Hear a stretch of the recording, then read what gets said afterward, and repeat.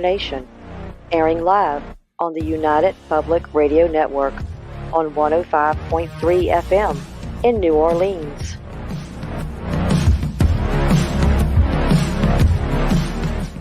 This show's entrance has been edited, produced, and directed by Gwen Clapper from Perfect Trust Productions, LLC. You can find us at perfecttrustproductions.com.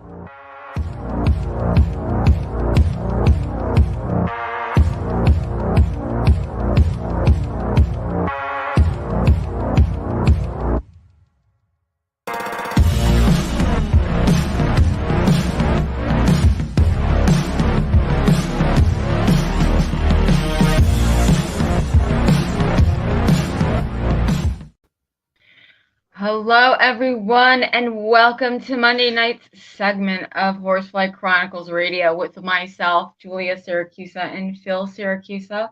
We're broadcasting live from the International Public Radio and the United Paranormal Radio Network on 105.3 FM from New Orleans. This evening's show is fully sponsored by Carnation, so we want to thank them for their sponsorship. We love them. You'll have to do a few things in order to participate.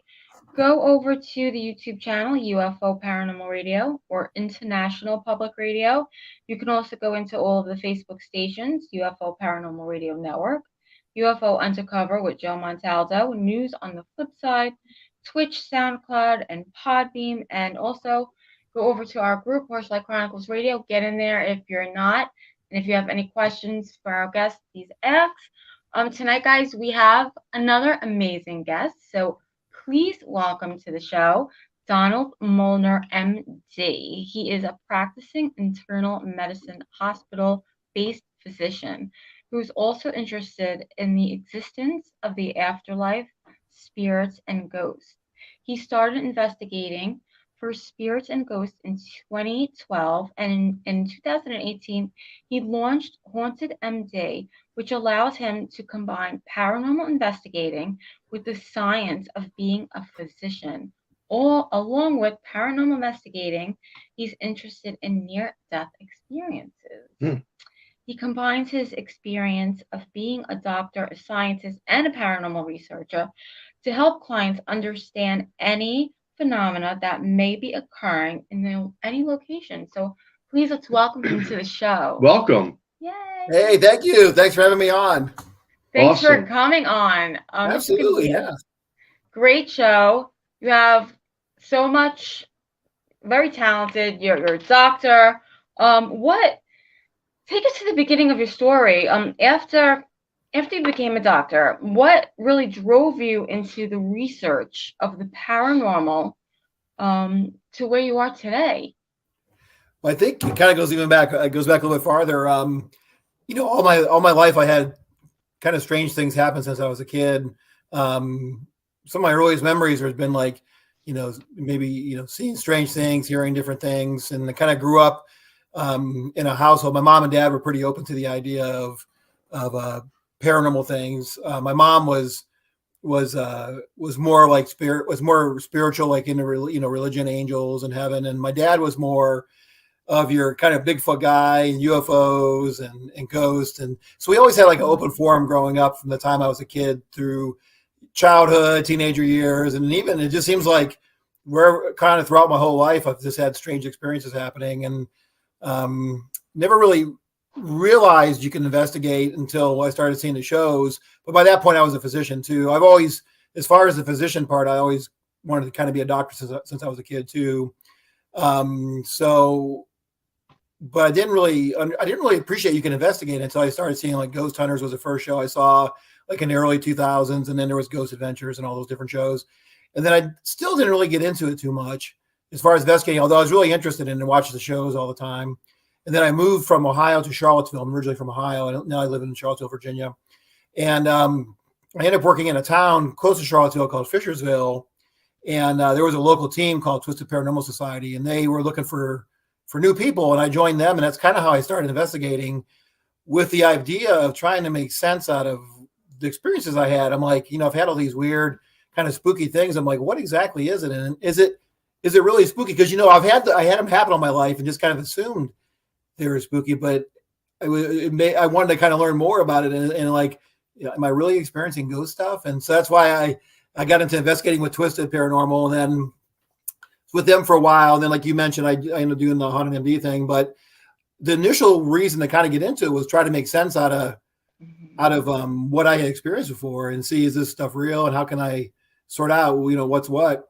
And then after kind of branching off and doing my Haunted MD thing, I kind of went solo and worked with other teams. That's when I kind of branched more into realizing there's a whole bunch of stuff besides ghost hunting, like the parapsychology stuff, children with previous lives, near-death experiences, trying to understand more about psychic abilities, and kind of the history and the big names in parapsychology, and along with the ghost hunting. So I've been trying to, as doing my Haunted MD thing now as a physician and a paranormal investigator, trying to bring all those things together. I think I'm still kind of finding my way as far as, what direction to go, as far as how science-based to be versus how, maybe, using more of the gadgets and that kind of thing. So that's kind of in a nutshell.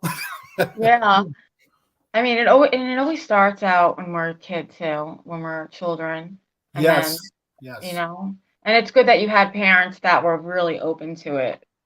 Yeah. In fact, even nowadays, we still, most of my family, like my mom and I have two sisters. They live in Ohio still. And then, I have my personal family down here with me and my girlfriend and all that, and our kids. But yeah, even nowadays we still talk about, hey, do you have any weird experiences? And then probably about a month ago, I was talking to my mom, and I'm like, Mom, you remember this occurrence? You remember that occurrence? She's like, oh yeah, because it's still, a lot of it's still fresh in her mind, and all those kind of things. I can tell you some of those stories if you want to later, or if you want to hear about those. But yeah, so my mom remembers, and she also had her experiences and all those things. And then my dad's passed away. He died in '94 from a heart attack, and all that kind of thing. But he was heavy into it, because we often would sit around, even as a teenager or a child, we sit around and think and talk about experiences we had. And sometimes it would be interesting, because my dad would experience things that I was experiencing, but we would experience them independently.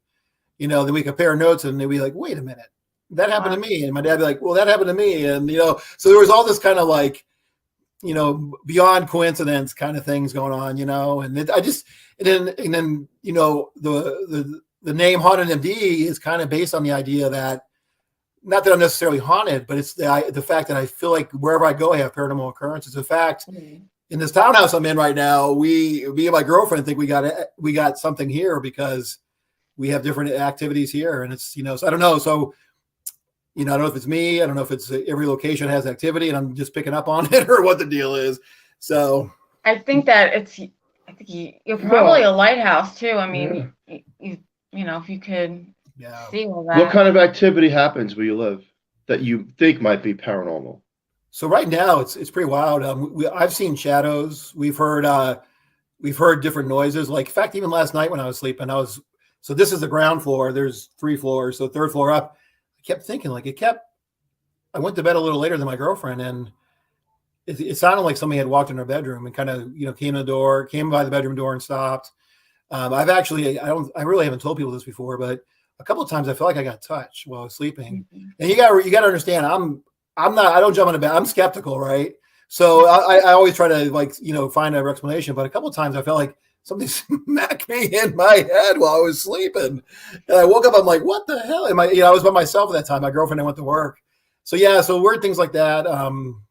We think every now and then we hear a lady's voice up on the floor above me. Things like that. Yeah. Do you see the shadows by the corner of the eye, or face value? More of the corner of the eye, yeah. More like, yes. Yeah, I see them too, the corner of the eye, because that's the way they appear. Then when you turn around and look, you don't see it. But if you turn the other way, it's amazing. We were just talking about that. Yeah. Yeah. Do you guys have activity in your place, or? Well, this is we're in the Horsefly Chronicles home. That's how the radio show got branded. This is a haunted house. Yeah. Oh. It's a noted haunted house in Easton, Pennsylvania. We didn't know, it's a fairly new house built in '96, but it's one of the most haunted houses around. And we learned a lot, like you're talking about it. And when you talk about those shadows and something touching you, that's what I look for and what people are saying.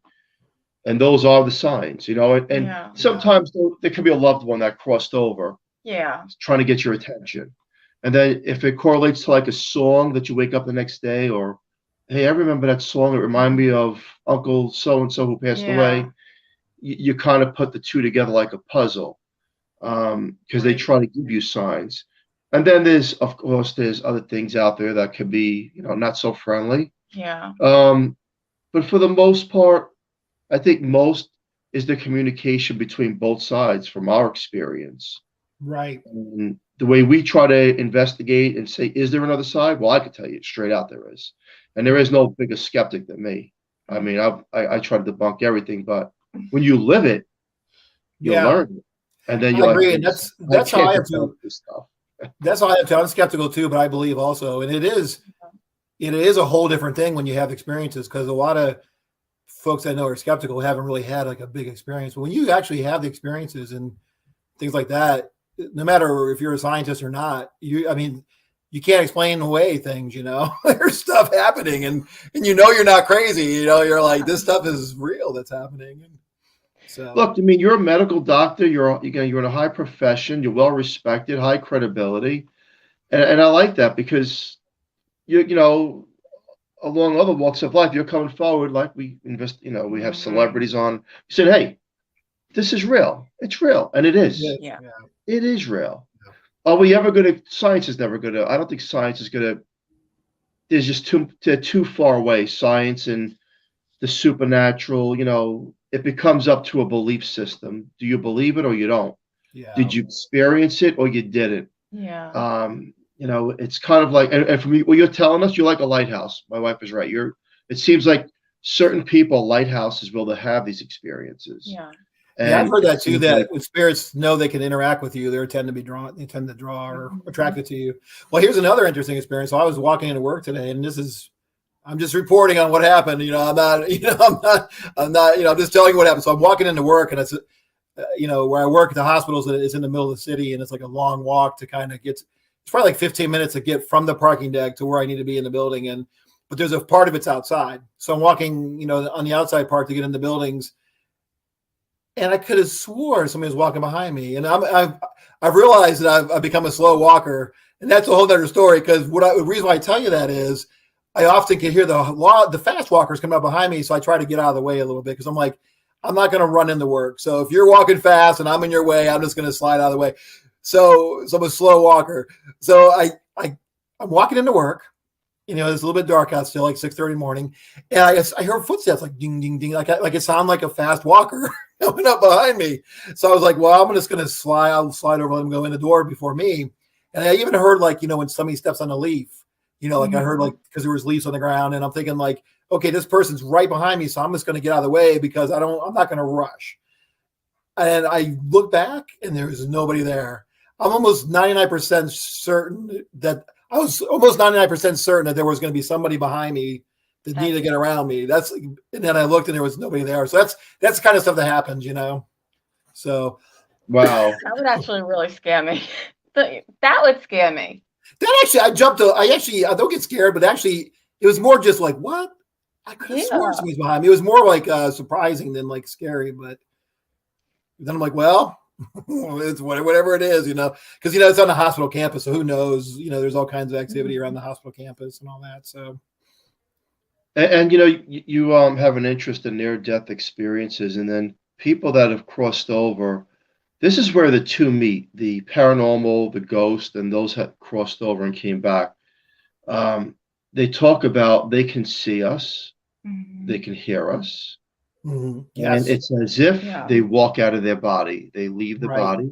The body's the shell. They leave it, and they know what's going on a 360 view of the conscious mind, right? Because the physical still, whatever happened to the physical at that point. And then when you think about that, and they could say, well, in the hospital, I seen this on the ceiling. Yeah. I seen someone in another room doing this, and mom crying in the waiting room. Now, these experiences are credible, they're real. And when you think about that, and then you talk about ghosts and the other side, well, we can communicate. Again, it's not that easy, but there is a communication there because they're all saying it. I can see you. I can hear you. Yeah. Yeah. I can feel your emotions. Yeah. And Right. we're trying to reach across that veil, right? Yes. Yes. And it's the two worlds trying to meet together. The Right. spirit world, that when you cross over on a near-death experience, or even people who've been in comas, their stories, like they've been places in a coma and they wake up 6 months later.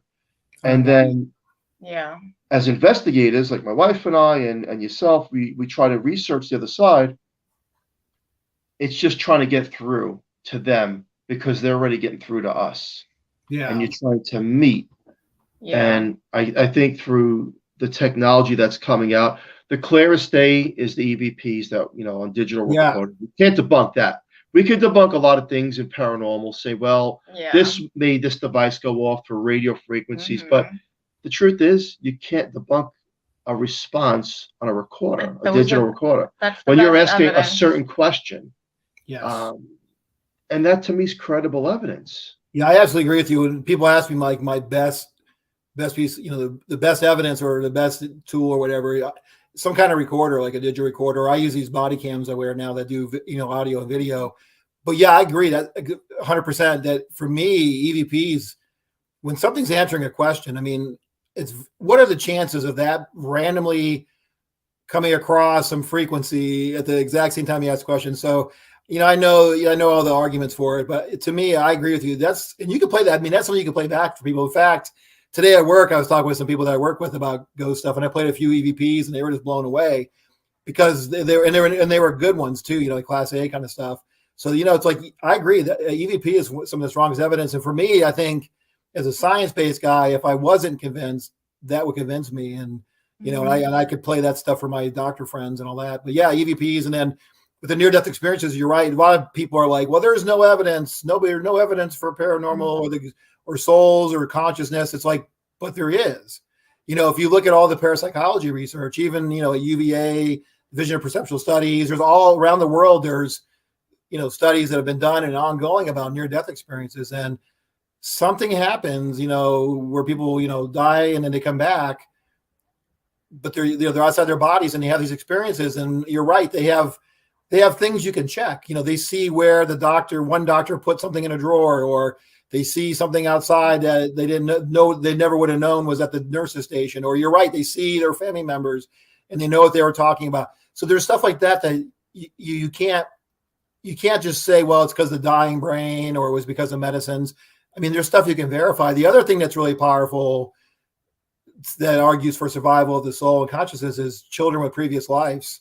Reincarnation. And these kids have stories that you can go verify, locations and neighbors and information that these kids should not know. Little kids are telling you, these stories, and you can go back and verify it. So it's like there is evidence. Yeah. There is scientific studies and evidence for the existence of our consciousness or our body, our soul surviving. So, I always laugh when somebody says, well, there is no evidence. It's like, well, there is. You just got to look in the right place, and you're right. And as investigators, we're coming at it a different way. So the academic folks are doing the near death and the reincarnation and all that stuff. And then we're coming at it from looking for, the soul or the consciousness out in the environment. So, and it is kind of sad to me that there seems to be a barrier between ghost hunters and the parapsychologists. There's both camps have so much information that it would be great to combine that together because we're all looking for the same thing, just a little bit differently, and so exactly. I've always believed that, ghost investigating and paranormal, this should be respected more, and it should be a thing with this research centers because it does exist. Yeah. And I would love to see that one day where it's taken that serious, where they send out people who are paid as real jobs and go out and investigate locations to bring back evidence, because then, that helps in a lot of different ways. It just doesn't help, the spook factor or the entertainment factor. It helps a lot of different areas and avenues. It helps mental disabilities because, we look at cases where people get oppressed and maybe possessed, and then they go out and do these atrocious things to other people. And then we find out, we go back to the history of them, and they're in these locations that were affected. And, a regular court of law could throw it out and say it's just psychosomatic, power of thought, or they were intoxicated. But then if there's real investigations going on and proof that, hey, there's influence of another side that can oppress and possess a person to do these things. And I think I would like to have it respected more in that fashion, because you're also helping people learn. There's just too much evidence out there to say it's not real, it doesn't exist. And if you don't want to believe, that's fine, but have an open mind to the possibilities of what we're dealing with in the supernatural. And I'm a firm believer in it. It does make sense. Kind of what you're getting at is kind of having almost like a centralized paranormal like group or society. Like, with parapsychology, there's different like the SPR, Society for Psychical Research, and that it would be good for the ghost investigators to have, some kind of central database where you could contribute to that database and have like a, regular, like a regular society for everybody, instead of all these little group teams having all their little evidence. It'd be cool to be able to contribute to one or two, organizations where you kept a centralized data and kind of write your findings. I had a good friend of mine that I'm working with now. His name's Brandon Masulo. He's a parapsychology guy, and we did this project up at Hinsdale. But I was talking to him, and I kind of feel bad because even though I'm a science guy, I kind of still enjoy working with the gadgets, the K2s and things like that. And I said, I feel like that's kind of frowned upon by scientists, and versus using. We were at Hinsdale for this particular thing we're doing. We're using more kind of scientific grade stuff and equipment and. And he said to me, he goes, it doesn't really, he goes, we're doing the same thing. He goes, right. He goes, we're going about a different way, but it just matters what you do with the information you get. Like parapsychology guys are collecting the data and organizing it and putting it in a journal article or something, I think for researchers, it kind of depends what we do. We go out and do these really cool investigations, but we really don't have a way to kind of write it up or present it to, to the world kind of thing. It's kind of just becomes our thing on our Facebook page or whatever, it's like we almost need like a ghost hunter society or something that you could present to and things like that. But I would love to see that one day, because I think then the field would be more respected. And I think that the people would have to get paid as work. And I say that because you don't just want someone who doesn't not take it serious as like, well, I'm tired, I guess I'll do it as a hobby. No, I'm talking, as people that have an interest. But it should be more respected, and let's get the data, let's get the information, right, and let's put it into a centralized station, and let's break it down on how it happens, why it happens, and what triggers things off, to have paranormal phenomenon act up in certain locations as poltergeist or apparitions and things to that nature. I would like to see that one day, because like I said, there's a lot of evidence proving the fact that it's real and it exists, but it's not respected in the world's eye of, you're a doctor, right? And I'm sure you talk to other doctors, and some like, oh, come on, some could be atheists. There's no such thing. There is no afterlife, and this is it. And then you have others who say, no, there is an afterlife, which I'm a firm believer in. So the only way to really get there is get the evidence from the most credible people. Yes. Who are taught, and go out there and do the research and come back with it. And maybe one day, going forward, that would happen. Yeah, it's a good idea. And then the thing too is, you get all that evidence together. Then what do? You got to hopefully build on the experiences and try to move it forward. Using this method, I get the best EVPs, and then you try to build on those techniques and stuff like that. So because I know you myself. I've been investigating on my own since 2018. I got a ton of evidence, but it just sits on my computer, right? I put it on my Facebook page or on YouTube or whatever, but it just sits. It's like, it's good stuff that probably should be, somewhere where you can build on it and keep, what I mean? And I know so many teams too, and you guys probably know people too that have all this credible evidence, and just, if you could put it together and figure how to move, what do you do next to build on what you got? And so, anyways, maybe someday. But that's good. Keep collecting the evidence. Mm-hmm. That's data, that's research, that's knowledge, and then you tell other people, teach other people who have an open mind that this does exist, and it helps a lot of different areas of life itself. Yeah. It helps the person that's in the hospital bed with tears, thinking they're not going to see the next day, thinking it's over completely. And then you have the research and data with people who've crossed over and came back, and you enlighten them with information. Yeah. It helps a lot of different avenues to the person, the consciousness of us. And I believe that can help actually help humanity in a lot of different areas. Yeah. Well, it does, and even people with mental disabilities. Let's see, people with schizophrenia, people who hear voices, and then they're being put into these mental institutions. Maybe some of them, maybe there's a handful who are having encounters with the other side. And there's theories on that too. Yeah. You know, what's that either the, you know, people having, like you're saying, the people that appear to be mentally ill are actually possessed, and vice versa. I've heard, I don't know if you guys have heard this, but people that are mentally ill tend to be targets for paranormal forces. I don't know, you know, I haven't done a lot of research on that or know if that's how true that is, but yeah, it kind of goes both ways. Either you could be possessed, or maybe you're a target because of their mental illness. So have you guys heard that kind of theory? Yeah. Or? Most definitely, and that is true, and we do believe it. Yeah. That a person with mental disabilities can become more oppressed and possibly because they go after the weakest. They go after someone who's vulnerable. Yeah. So let's just take a hypothetical. You have a family moving into a haunted location. They're toxic. They're on drugs and alcohol all day long. Mm-hmm. They're vulnerable to the other side, to negative thoughts, negative feelings, and they're pulling in that negative energy of whatever's there in that location, and they become part of it. Right. And then they go out and do things that you know are unspeakable. And I always talk about the Amityville case because, like I look at Ron DeFeo, Amityville, or even Charles Manson. You look at these cases and you say, well, they influenced to do such these acts of crime. In my knowledge of paranormal, I believe that there's a lot that points to, once you're opened up into already doing these things, the other side knows you're an easy target, and they can influence you to take the lives of others. It's interesting. Yeah. Well, you do wonder what pushes people to finally do those terrible things, you know? Yeah. And it's you know, it's not everybody. I mean, we have horrible people in this world, but there's gotta be, I'm sure there's cases like that. You know, I have a question. Sure.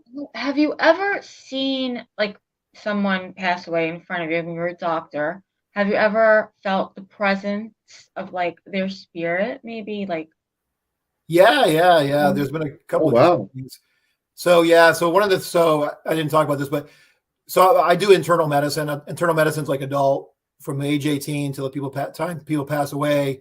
So in my career, one of the things I've had to do is, we eventually people get to a point where you can't fix them, and you talk to the families, you talk to them about making them comfortable and kind of letting them pass away and making sure they're not suffering at the time. So I've probably done more to that than I realized. And that's what, if you see my stuff on Facebook or whatever, I talk about, sometimes I feel like I'm on the threshold of this world and the afterworld, because I'm trying to helping people not suffer as they're passing, and then they pass, and then they're on their way to the other world. So yeah, it's unfortunately I've had to do a lot of that stuff. And so a couple of stories I share. One story is where we coded a guy and got him back, and it was an interesting experience. So as a doctor, when somebody codes, their heart stops and they stop breathing, and you got to do CPR and all this other stuff. But as a physician, you're kind of like the team leader. So you stand at the foot of the bed and you're kind of telling, somebody to do medicine, somebody to do the CPR, somebody to manage the breathing, and somebody to kind of keep track of the timing and all that kind of stuff. Because when you're coding, you usually don't want to go like more than, if you're not getting somebody back within like 30, 40 minutes, you're probably not going to get them back. So anyways, I was one of my patients that coded, and we were doing CPR and all those things. And I had my back to the wall, and there wasn't any vents above me, and nothing to blow air and stuff like that. And we had been working about 10 minutes on this guy, and all of a sudden I felt this rush of energy kind of come from around me and kind of through me. It was like a static kind of wind. It was kind of subtle, but you could feel it. And I felt this kind of breeze just kind of run through me and around me towards the patient. and into the patient, or towards the patient, and I'm guessing into the patient, because right at that time we got the pulse back, and then the patient slowly came to gain consciousness. So all I can think about is when you hear people talk about near-death experiences, is when they have to go back in their bodies, either voluntarily or if they're told to go back in their bodies, they say there's a rush, like they pop back in their bodies. And that's all I could think of was, you know, in my skeptical mind now, I'm thinking like that this had to be this guy's soul rushing back into his body, because just the timing and the coincidence, nobody was moving, you know, around me to cause a breeze. You know, I was kind of at the foot of the bed. People were on my right, people on my left working, and then on the walls behind me. So there wasn't like a breeze or something, and it didn't come across me. It came through me from the wall. So it made me think that it was this guy's soul. And so, yeah, so I don't know. Unfortunately, I didn't get to talk to him, because after we got him back, we ended up sending him over to the main hospital, and they, you know, I never did talk to him. He lived, but I never got to talk to him to say, hey, what happened? So yeah, that was one instance. And then there was other instances where people have passed away. I've been in the room with the family, because usually, you know, you try to get the families in there when they're going to pass, and if you can. And there was a few times where right as a person died, I didn't necessarily see anything, but you kind of felt that breeze sensation again, right? That static electricity breeze. And one particular time where we had like probably 5 family members in the room, and the person that passed, and I kind of just watched, and you could kind of see people kind of do like, you know, they kind of like were acknowledging it, but trying not to acknowledge it. So yeah, that, you know, that kind of, so you do kind of feel that, and all that. And sometime down the road, I talk about trying to do some kind of better research of, see if I can get permission to be present when people die, and maybe do a little more formal kind of study about what happens to the energy in the room and things like that. But I'm still got to figure out how to make that happen. Yeah. But yeah, I've been present a lot of times. And the thing when somebody dies, to me, that always amazes me is that, I mean, I know their heart stopped and they're not breathing anymore, but you can just tell that something else is gone. You know, there's just an energy, you know, a force, if you will. It's just all of a sudden there's a shell, you know, where just, you know, a minute ago they weren't, you know, so, you know, it's just something that always makes you think about, you know, what is it that now that person looks like just an empty shell, you know? So, you know, that's fascinating. Mm-hmm. Do they ever say, like, when they're ready to cross over, you ever hear them say that they're seeing other people in the room? Like, I see this one, and so yeah, so that's actually, yeah, so that's deathbed visions. People have those a lot. So I haven't seen it too much, but I've seen it a few times. One lady, this older lady, we had made her comfort care, and she didn't have any family, so we kept checking in on her. And I went in the room to check, and she was looking up, and this is before I was really into the paranormal like I am now. She was looking at the ceiling, and her eyes were real big, and she had this big smile. And I was like, what? You know, and I looked at her, and I had to ask, I'm like, what are you seeing? You know, and she goes, don't you see that angel? The angels are coming for me. I was like, I looked up again. I'm like, what? You know, but you know, for all purposes, she was seeing something, you know, and she really wasn't she hadn't had a bunch of medications, you know, she had been pretty comfortable without them, and, you know, and her vital signs weren't real bad yet. So to me, looking at her, it seemed like she was really seeing something. And then the nurse came in the room at the same time. She goes, what's going on? I said, she's seeing angels. And the nurse looked up too, and we're both kind of just like, you know, we're a little bit puzzled. But she, you know, I think she was seeing angels, because then she passed away about 2 hours later. Wow. She passed away 2 hours later.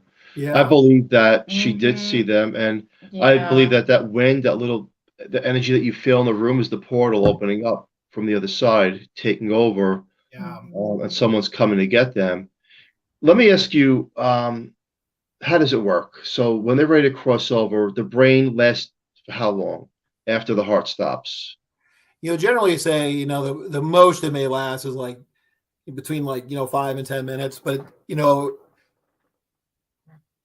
exponentially, the longer you're down, the less likely you are to get people back. So usually when we're doing CPR, if you don't have a pulse or good blood flow within like 10 minutes, most likely not going to get them back. That's not in every case, because there's always exclusions to that. But, you know, usually 5-10 minutes without good blood supply, you know, you're gonna probably have some brain damage and not get them back.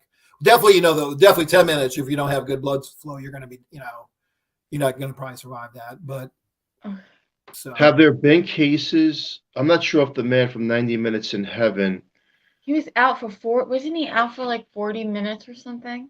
There's been Don Piper. Yeah, there's been cases where they've actually been out for like And then he 40 said minutes. the angel was the one in the car. Yeah. I'm not sure that story, but yeah, it kind of depends. But if you don't have any blood flow, if you don't have any blood flow for 40 minutes, though, you're not going to probably survive that unless it's a miracle.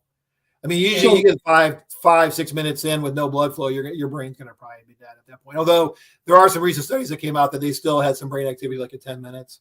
But the question is, what does that mean? Is that going to be functional brain? Is that going to be brain activity that's going to allow you to function, or is it just some residual stuff left? So, but then there's also reports people are, down for 10 minutes and came back and didn't have any trouble. So it's kind of weird and strange.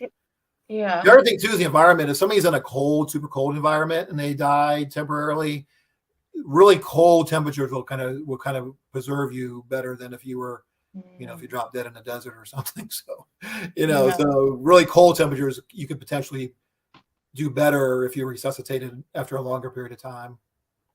Okay. So, but there's been so many cases though, where they've actually been dead for a really long time. What do you think about that? You don't think that's possible? I guess you'd have to decide if, were they dead all the way, or did they have some, detectable pulses? Because you hear about people, at least, in the past, they were declared dead and then they woke up in the morgue or something, so it kind of depends how, were they truly, I guess you got to figure out, were they truly dead? Yeah. Still have some function that wasn't detected. Because sometimes, I'll be honest with you, I've had to declare people dead, and sometimes it's hard to know. like I had one person that we thought they had passed away, and I did there's different things you do, like you check see if they have any pupil reflexes, and any rub their chest, check for pulse, check for heart rate.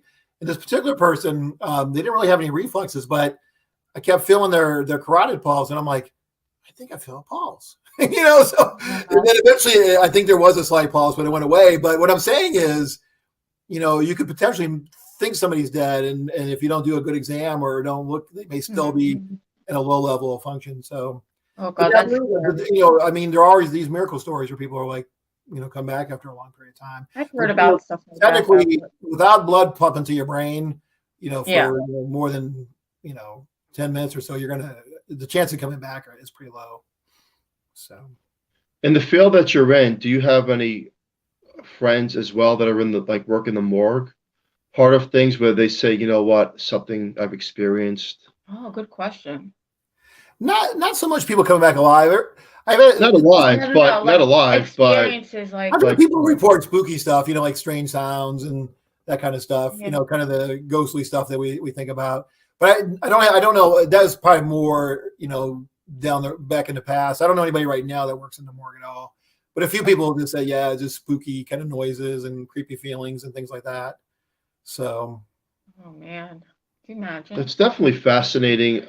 Like I said, I'm a firm believer that this is, there's all these cases and documentaries. This is just like a short window of experience on the journey. Mm-hmm. We think it's long, but it's not, because we measure time different than the other side, because the other side, right, there is no time. So I believe that this is just like that waiting at a stop sign. That's how quick it is. Because when you hear about these near-death experiences, there's so many of them. They look back at the life reflection and say, "But it was so quick." Yeah. But this is just part of the life lesson. We go on. This is just a part of us, a fragment of us, and it goes back to the paranormal investigations that we're trying to communicate, validate, and talk to those who've crossed over. Myself, loved ones come through dreams, and they look really good that have crossed over. What about yourself? How's it like in dreams? Do you have anything? Not so much lately, but after my dad died, I had some weird dreams. My dad died in 94, and for the first probably 2 or 3 years, I'd have weird dreams about him. Probably the one that really stands on my mind is I was having this weird dream, and my dad was in there, and it didn't make sense to me because in the dream, I realized he was dead. I realized he had died, and I couldn't figure out why he was alive again. And then something had happened to him in a dream, so I was trying to save him. Then all of a sudden, I was working on him in my dream, trying to save him, right? And then all of a sudden he opens his eyes. He goes, you can't save me. He goes, but I'm okay. Don't worry about me. And I was like, it just really shocked me because he got all of a sudden his eyes popped open, right, in this dream. And he was, I'm working on him on the ground. He's like, he goes, you can't save me, but I'm okay, and don't worry about me. I'm not suffering anymore, kind of thing. And I was like, even now I'm thinking, I get a little tear in my eye thinking about it. So yeah, but lately I haven't had any like real spooky dreams. Although I'll be honest with you, lately I haven't been sleeping real well. I kind of wake up every couple of hours and stuff. So I don't get to dream too much. But yeah, I've had the other thing, dream related and paranormal related is when I was younger, I used to have a lot of deja vu, where, an event would happen and I'm like, holy cow. For a few seconds, I knew what was going to happen because I had dreamt it in the past. It doesn't happen so much now. It happened maybe a few months ago where I had the sense that I knew it was going to happen for a few minutes or a few seconds because I had dreamt it in a dream. So, but yeah, when I was younger, I used to have all kinds of deja vu kind of things. It was kind of crazy. So, deja vu. Interesting, yeah. Do you think because you're not sleeping well, do you feel like things are waking you up maybe at night? I think I just I gotta get better sleep habits. Okay. So I don't know. Yeah, who knows? I mean, like I was telling you guys earlier, a few times I woke up because I felt like something smacked me in the head. Yep. So I don't know. I don't know if it could be some of it paranormal related or not. But yeah. So crazy how that worked. Now let's talk about like some of the locations maybe you went to. You said Hinsdale. What about another location? Did you feel something? I'm interested to hear, you're a doctor. Did you feel something that another location was totally different? Maybe it was malevolent. Maybe, it was oppressive. Yeah. One of the things that stand on my mind, one of the first like real deal investigations I did with the team that I joined was up at Hillview Manor in Pennsylvania and Newcastle. Wow. Yeah. And I was there, and when Hillview Manor, one of the stories from one of the part of the building was on the third or top floor of the medical section there that a doctor had committed suicide. And we were up on that floor, up on that third floor with everybody. And we were having all kinds of like interesting stuff. Like you could hear footsteps down the hall. We thought we saw shadow activity in the one room. And then one of the guys actually thought he briefly saw like a full apparition of somebody standing at the door, but then it faded. But what I want to tell you is, when we were doing that investigation, all of a sudden, for no reason, during all this activity going on, I got this, I just felt like I had to cry. Like I was like, I almost had to walk out of the building because I felt like I was going to have this uncontrollable urge to cry. Yeah. For no reason. We were just doing our thing, right? And it turns out that it was a physician he committed suicide from that floor. He jumped off the floor there, down to the ground and died. So I don't know. I don't know in that particular situation if I was picking up on that particular energy because I'm a physician. Yep. Or not. So, and every now and then on different investigations, we'll bring up that I'm a doctor. And in fact, recently I was doing a place here in Virginia, and they say they need help. This one place it's in Elkton, Virginia. It was a Civil War museum or Civil War hospital. Place was built like in 1840s, and it was Stonewall Jackson had his troops there, and there was wounded soldiers there. And both times we've been there, you'll hear, if you're doing a spirit box, you'll hear doc help, I'm sick. Mm-hmm. So sometimes the fact that no physician will trigger some interactions, that people that need help. And then, so so sometimes, you can use it to my advantage, like, hey, I'm a doctor. And there's also been places, even that place I was just telling you in Elkton, the original house was built by a Dr. Jennings. And sometimes I get a back and forth with, if it was a physician to physician, we'll get some interaction. Like in Virginia, there's this Newmarket battlefield.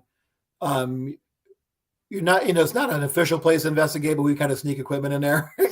We do a tour, we do a historical tour, and then we kind of happen to investigate. And within that house, there's a surgeon that seems to, every time I'm there, we seem to get activity when we start talking about that surgeon and the fact that I'm a doctor. And I talk to them about, nowadays, with the technology we have, a lot of the Civil War folks wouldn't have died, because we have antibiotics, we have better surgical, like so many of those soldiers would have lived. So sometimes you get like a little back and forth with the equipment and maybe some EVPs, that kind of stuff. So yeah, it seems like, as a physician, that sometimes I can use that to kind of stimulate or get activity and things like that, especially if it's like a medically related place. Yeah. Well, that makes sense.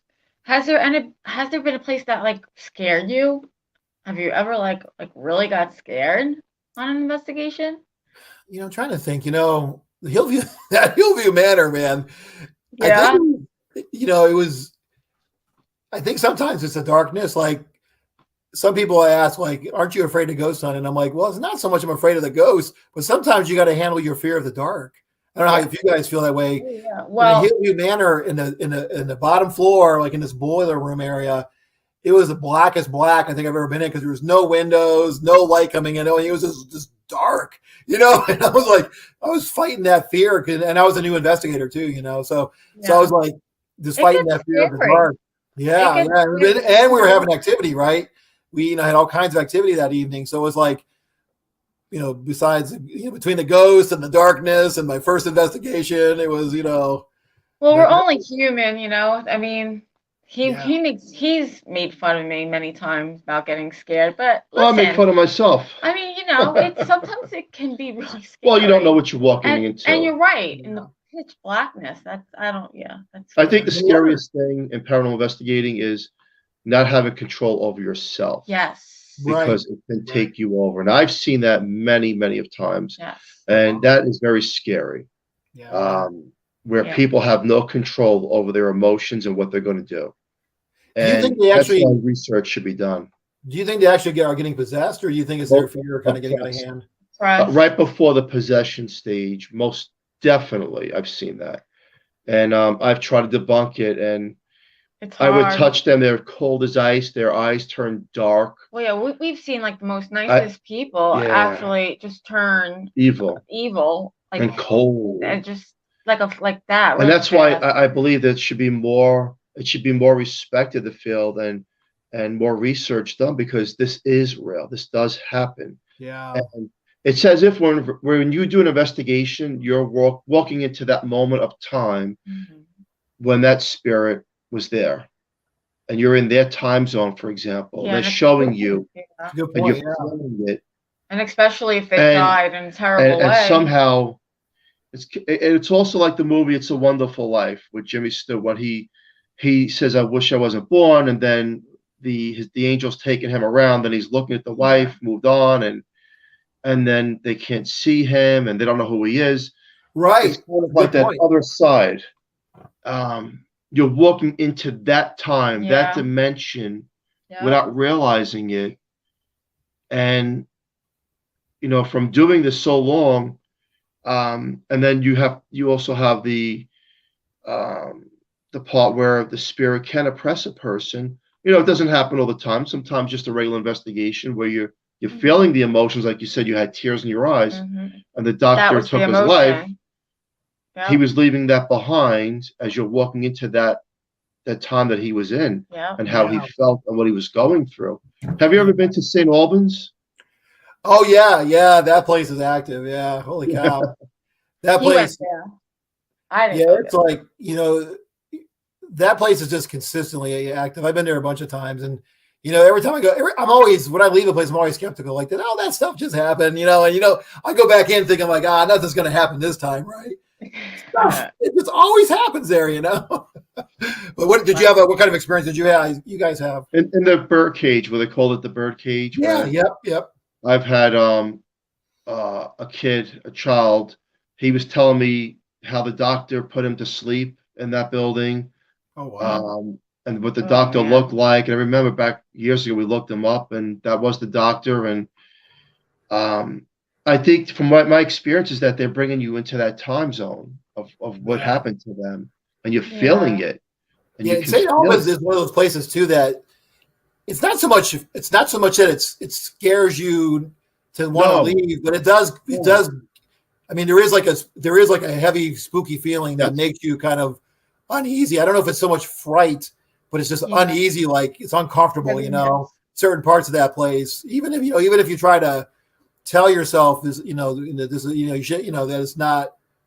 If you try to convince yourself you're not really feeling that, there's this place, part of it, or parts are just uncomfortable. Yeah. And uneasy. I don't know if you guys got that same experience or not. Yeah. Well, the bowling alley, yes. Yeah. The bowling alley, and where they had the chair that they would lock the kids in the chair or the adults in the chair and I felt it in those areas, and not that it's scary, but if you feel the emotion behind what that person went through, and I think that's what the spirits are trying to say. This is what they went through, and not that the spirits stay there all the time. There's another question mark in paranormal investigating, right? And near-death experiences is what people that cross over come back. We talk about the other side. People who do investigations talk about that person being there at that time. And then we say, well, is it because that person is held there and they never leave? And that's not true. I think what's happening is we're walking into that other dimension of their residual energy, of what they went through and how they left. Because I don't believe any spirit is stuck in a certain location because of free will. And because of near-death experiences, they say, hey, we know there's a heavenly-like earth. We know we've went there. So when you try to make the two meet, sometimes it doesn't meet. So then you try to become, okay, let me try to understand how this actually works. Unless they don't know they're dead. I mean, there's always, there could be there's stories like that too. There could be cases like that. But I kind of agree with Philip that I'm not sure I buy into something being stuck either, unless there's some kind of residual energy there that's not interactive. But I think they may choose to stay in a particular place, and then people think they're stuck. But because I know there's certain locations you go to, and the bed, the bedroom on the second floor always has activity or whatever, and you always think it's the same activity. But to me, it doesn't make sense that they're stuck in one area unless they want to be, because it seems like they would still have free will. Unless it's residual, but yeah. Then I don't know. There's this whole idea too about is there an oppressive spirit like I don't know if you guys watch Dead Files. The idea that there's like a spirit that keeps all the other spirits in check, and I don't know if that's some of that's going on in some of these places or what's what the deal is, but so yeah. It opens up a wide variety of questions. You have shapeshifters and people and things that hold And then there's just so many questions to that, and there's not enough answers. Yeah, it leaves you with more questions and more questions, right? Yeah. But it's definitely fascinating, and to the listener out there, get into paranormal, learn about it, and whether you believe or you don't believe, be more open-minded. We all have experiences. We all have. You just have to look for the signs of loved ones that have crossed over. There's just so many signs, and sometimes they can be very helpful. There's a lot of information out there where spirits actually help the living through making them be late for work when something was going to happen. There's so many of those stories. Yeah. So respect the other side as if that's your best friend. You don't know. They might be trying to tell you something. Have an open mind. Yes. Yeah. Hey, this has been a quick show. Where can people find you and all that good stuff? So right now, I'm like a transition phase right now, but I have a YouTube. So I definitely have Don Molnar, Haunted MD YouTube, and then I did have Facebook and Instagram, which I took a little break, but I'm going to probably get back on those here soon.